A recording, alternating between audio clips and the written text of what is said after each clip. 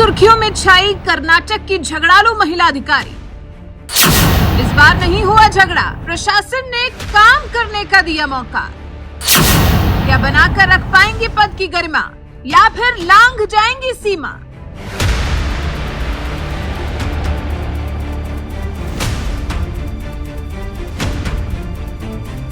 याद है आपको दो महिला नौकरशाहों की खुलेआम भिड़ंत? कर्नाटक में दो महिला अफसर सोशल मीडिया पर कुछ इस तरह से भिड़ी थी कि ये लड़ाई सुलझाई नहीं सुलझ रही थी। करप्शन के आरोप के साथ शुरू हुई ये लड़ाई कुछ निजी तस्वीरों तक पहुंच गई थी और अब फिर एक बार यही दो महिला अफसर एक बार फिर से सुर्खियों में छा गई। आखिर क्यों? देखिए रिपोर्ट।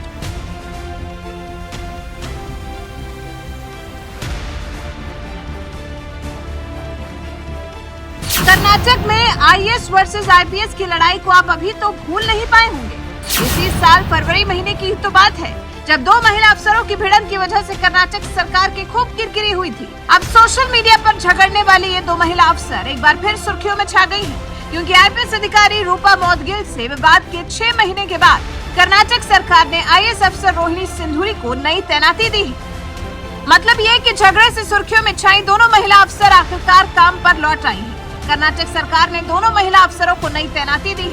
सरकार ने आईएएस अधिकारी रोहिणी सिंधूरी को नया पद सौंपा है। वर्तमान में रोहिणी सिंधूरी को कर्नाटक गजेटियर विभाग की मुख्य संपादक बनाया गया है। सरकार की तरफ से आईएएस अधिकारी रोहिणी के लिए आया ये आदेश राहत भरा होगा, क्योंकि उन्हें लंबे समय से आदेश जारी होने का इंतजार था। कई दिनों से रोहिणी सिंधूरी काम पर लौटने का इंतजार कर रही थी। अब अगले आदेश तक कर्नाटक गजेटियर विभाग में प्रधान संपादक के पद को संभालने का उन्हें आदेश दिया गया है।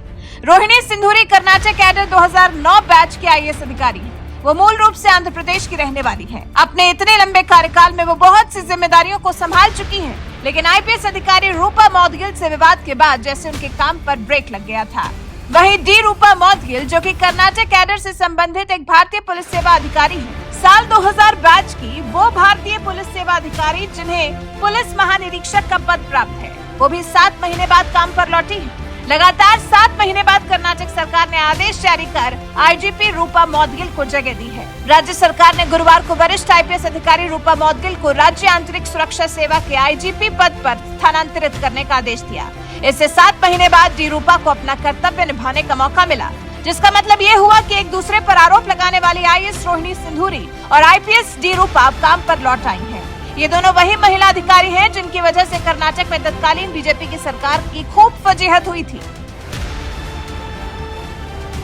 भ्रष्टाचार के आरोपों को लेकर रूपा मौदगिल और आईएएस अधिकारी रोहिणी सिंधूरी के बीच में काफी तीखी बहस हुई थी।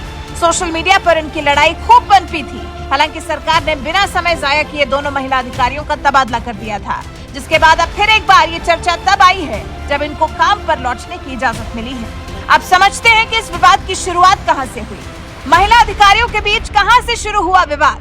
महिला अधिकारियों के बीच में विवाद तब शुरू हुआ जब एक रेस्टोरेंट में जनता दल के विधायक सारा महेश के साथ आईएएस अधिकारी रोहिणी सिंधूरी की तस्वीरें वायरल हुई। 2021 में जब सिंधूरी मैसूर में तैनात थी, तब सिंधूरी और महिला अधिकारी डी रूपा ने एक दूसरे के ऊपर भ्रष्टाचार के गंभीर आरोप लगाए थे। उसके बाद से चला आ रहा विवाद इसी साल फरवरी में और ज्यादा तब बढ़ गया जब आईएएस अधिकारी रोहिणी सिंधूरी की तस्वीरें सोशल मीडिया पर वायरल हो गयी।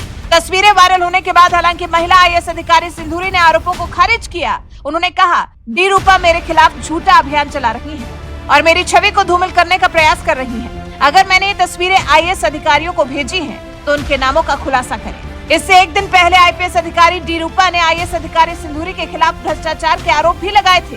कहा था कि उन्होंने इसकी शिकायत तत्कालीन सीएम बसवराज बोम्मई से की है, लेकिन जब तस्वीरें वायरल होने पर बवाल हुआ, आईपीएस अधिकारी डी रूपा ने दावा किया कि महिला आईएएस अधिकारी ने पुरुष आईएएस अधिकारियों को अपनी निजी तस्वीरें भेजकर सेवा आचरण नियमों का उल्लंघन किया है।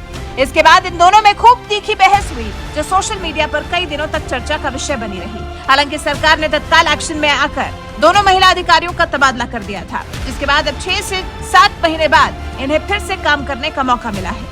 वैसे आपको क्या लगता है कि अब ये दोनों महिला अधिकारी शांत हो जाएंगी या फिर अब काम पर लगने के बाद एक और किसी नए बवाल को जन्म देंगी? इस बारे में आपका क्या कुछ कहना है? इन दोनों की वापसी पर आपके क्या विचार हैं? कमेंट कर हमें जरूर बताइएगा और साथ ही हमारे चैनल को सब्सक्राइब करना मत भूलिएगा।